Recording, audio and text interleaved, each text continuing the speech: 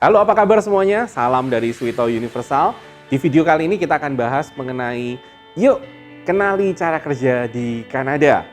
Sebelumnya jangan lupa subscribe, jangan lupa juga nyalakan notifikasinya supaya nggak pernah ketinggalan informasi mengenai studi ke Kanada dan Singapura.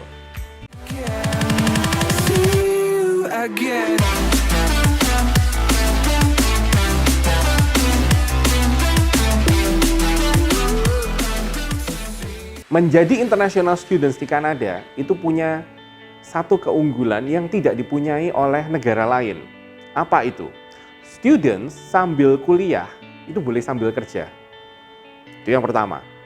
Yang kedua, students itu sambil kuliah itu boleh kerja di dalam kampus dan di luar kampus.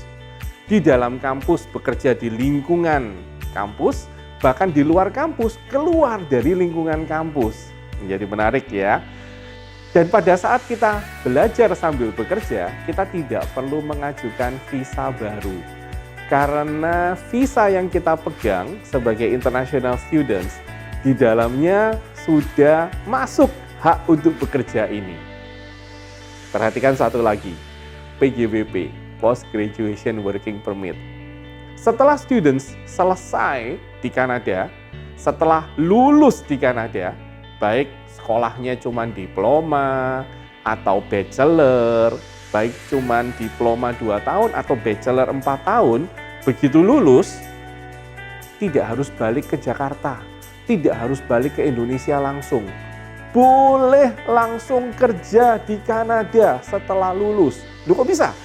Inilah PGWP, Post Graduation Working Permit, di mana students punya hak untuk tinggal di Kanada maksimal 3 tahun sambil langsung mulai karir, mulai profesional, mulai jam kerjanya, punya working hours, flying hours, mulai cari promosi, mulai start karir. Asik kan?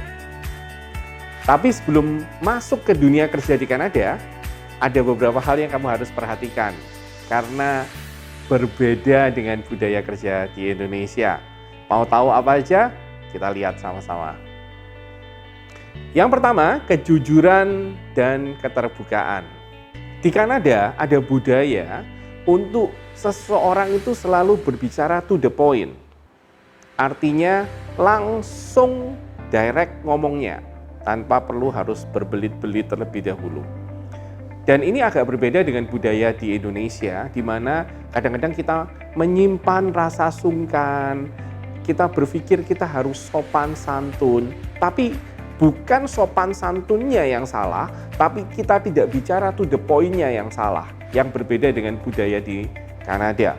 Kejujuran dan keterbukaan adalah dua hal yang sangat penting untuk karir, untuk bekerja di Kanada. Yang kedua, kemandirian. Ada satu hal lucu yang di-sharingkan oleh salah satu students yang berbicara begini. Pada saat saya mulai kerja hari pertama, saya pikir saya akan duduk dan dijelaskan pekerjaannya itu apa. Ternyata tidak. Saya cuma dikasih satu buku dan saya cuma dikasih satu email akses dan saya disuruh membaca sendiri, research sendiri. Dia cuma begini. Anything you need to know, just let me know, I will inform you. Saya pikir saya akan dijelaskan secara detail semuanya. Ternyata tidak. Perhatikan satu hal poin ini, kemandirian. Di mana kita harus tahu dan berani untuk mengambil keputusan dan belajar secara sendiri, mandiri. Ini akan berbeda dengan di Indonesia. Kalau orang Indonesia masuk kerja, mereka akan bilang begini, oke, kerjaan saya apa? Tolong jelaskan. It's different, karena mereka di sana terbiasa sekali dengan kemandirian. Everything is written, dan semua yang tertulis di situ, termasuk rekap dari pekerjaan-pekerjaan yang lama, yang dilakukan oleh staf yang lama, kita harus baca, kita harus research. Loh Pak, kan capek Pak. Loh Pak, kan males Pak baca tulisan orang lain, apalagi belajar cara orang lain memberikan nulisan itu kan gaya nulisnya beda. This is part of the job. Kemandirian, this is part of the job also. So, kemandirian is a must in Canada. Yang ketiga, menghargai waktu. Cara tentang menghargai waktu itu selalu bicara tentang deadline, dan selalu bicara tentang deadline ini selalu bicara tentang harus tepat waktu. Inilah budaya Kanada. Pada saat mereka bilang, "Can you submit it before tomorrow at 11 a.m.?" It means if you can submit it by 10 a.m., it's going to be better. If you can submit it by 9 a.m., it's going to be even better. Jangan kayak orang Indonesia, can you submit it by 11 a.m., 11 lebih 5 kita bilang, sorry, I need another 30 minutes. Tidak boleh. Ketepatan waktu is a must. Deadline is a must di Kanada. Yang keempat, individualisme dan privacy.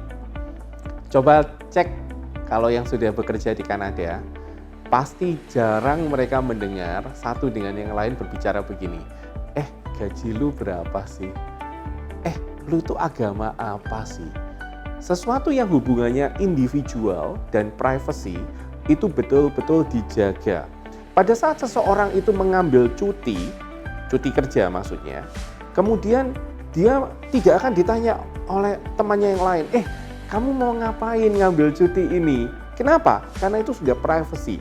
Berbeda kalau sudah betul-betul akrab ya, mereka saling ngomong sesuatu yang masuk di area yang personal. Tapi kalau tidak, mereka sangat menjaga individualisme dan privacy ini. Yang kelima, aksi nyata dan prestasi. Banyak orang yang bertanya, kenapa target oriented itu menjadi penting di Kanada? Kenapa? Karena memang target itu menjadi sesuatu yang sangat dilihat untuk prestasi, untuk melihat bagaimana kemajuan dari seseorang di dunia bekerja. Kadang-kadang orang Indonesia ngomong, wah kamu terlalu target oriented sampai nggak memperhatikan cara kerja yang benar. Bukan target oriented memperhatikan cara kerja yang benar, tapi poinnya adalah target oriented karena di sana mereka memang sangat jelas menghitung target, skala, kemudian evaluasi, semuanya sangat jelas. See you again.